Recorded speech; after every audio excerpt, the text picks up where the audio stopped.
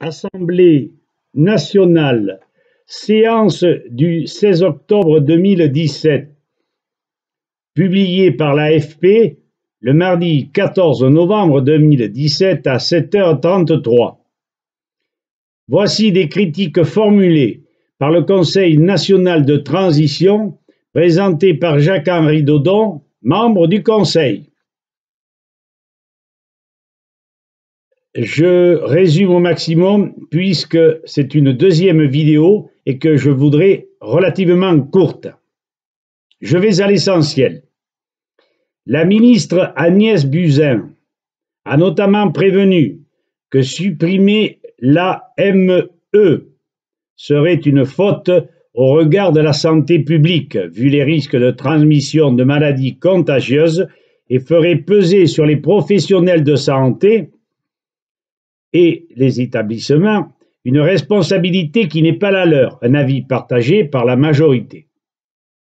Ceci étant dit, sachez, Madame la ministre, que vous êtes fortement désinformée ou que vous suivez aveuglément les dires des cartels des laboratoires pharmaceutiques. En effet, les risques de transmission des maladies contagieuses est un mythe pasteurien. Le dogme de la contagion est on ne peut plus erroné. Depuis plus de 60 ans, nos biologistes dont Marinesco, Nikarov et le professeur Gilles Tissot démontrent que la contamination des individus sains par les malades n'est pas la cause des épidémies. Dans des foyers de peste, par exemple, le rat qui contracte la peste ne signifie pas que c'est lui qui contamine l'humain. Cela signifie seulement que le rat est contaminé avant l'homme par ingestion de l'aliment virus. La récolte abondante de la céréale Agrophilium arenarium dans ces contrées coïncide avec les épidémies. Dans toute épidémie, les cas sporadiques du début sont la preuve formelle d'une infection qui ne peut se produire par contagion puisque ce sont les premiers cas, mais bien par l'ingestion d'un aliment virus. La démonstration de ce fait est formelle pour la diphtérie, page 184 du livre de Jules Tissot, Constitution des organismes animaux et végétaux, cause des maladies qui les atteignent. Le dogme de la contagion est faux. Il est inadmissible, dit Tissot, qu'on se base sur lui pour rendre obligatoire les vaccinations nocives pour l'organisme et dont l'efficacité n'a jamais été démontrée. L'étude des virus diphtériques et tétaniques faite dans ce livre fournit la démonstration éclatante de l'affirmation du professeur. Il n'est pas le seul. À l'heure actuelle, les propos du professeur Luc Montagnier, prix Nobel, confirment les travaux du professeur Jules Tissot.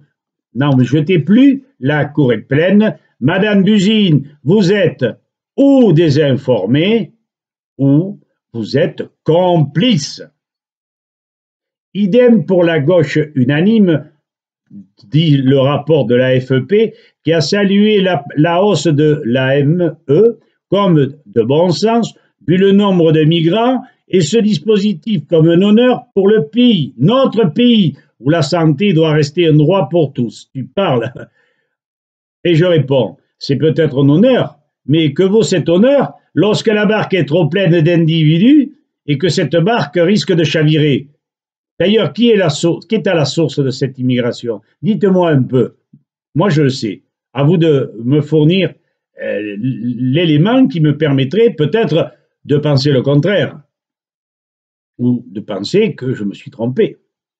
Cette générosité pour des migrants ayant assez d'argent pour s'acheter un portable est incompréhensible pour beaucoup de Français qui ont du mal à joindre les deux bouts, et ceci de plus en plus. Il est dit dans cette assemblée, dans cette session, que les bénéficiaires ont un panier de soins très réduit qui permet à la collectivité de se protéger contre des maladies infectieuses, les protéger de maladies chroniques et éviter un surcoût éventuel pour l'hôpital public, a donc argumenté la ministre. Et encore là, je suis obligé de lui dire charitablement, Madame, vous êtes comme mes attributs, toujours à la traîne, sauf qu'elle n'a pas d'attributs. Encore la même ritournelle. Mais que diable, comment se protéger des maladies lorsqu'on sait que ces dernières se développent lorsque les aliments sont empreints de bien de produits chimiques, lorsque seront respectées les normes de l'agriculture saine, lorsque nos paysans ne seront plus considérés comme des industriels, avec les produits chimiques, produits variés de synthèse, eh bien, les maladies chroniques, les maladies infectieuses disparaîtront comme par enchantement. Dixit le professeur Delbé, puisqu'il parle des déséquilibres des sols par rapport exagéré d'azote et également par un déficit de magnésie par rapport à l'excès de potasse. Tout est fait pour nous empoisonner.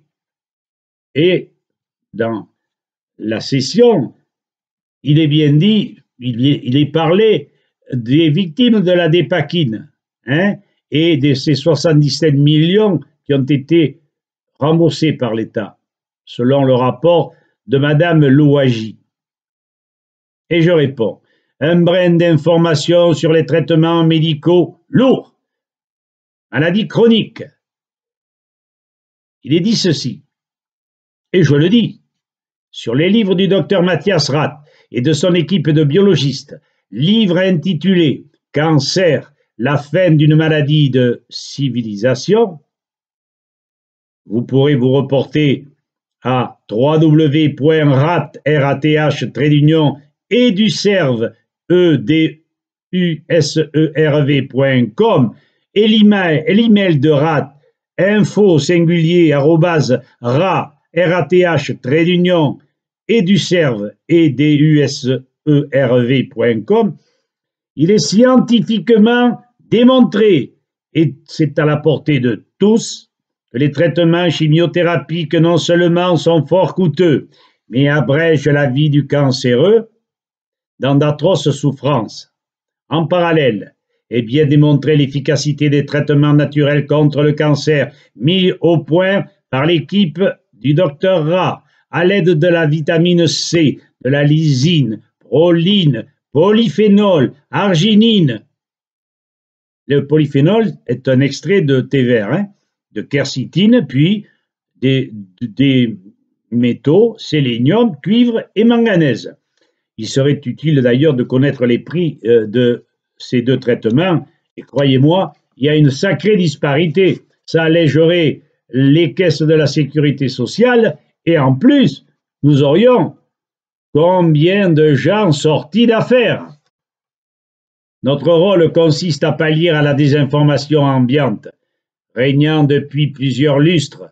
Nous ne pouvons que susciter à nos propos surprise et étonnement. Toute vérité passe par trois phases. D'abord, la vérité est ridiculisée. Ensuite, elle est violemment combattue. Enfin, elle est acceptée comme évidence. Et si nous voulons être très près qu'elle soit acceptée, ayez le réflexe de transmettre tout azimut, chers amis. Alors, à bon entendeur, salut, hein, parce que si nous sommes dans cette situation, c'est que nous le voulons bien, n'est-ce pas? Parce que nous avons peur, parce que nous pensons passer pour des êtres ridicules, fous, mais qui sont les fous?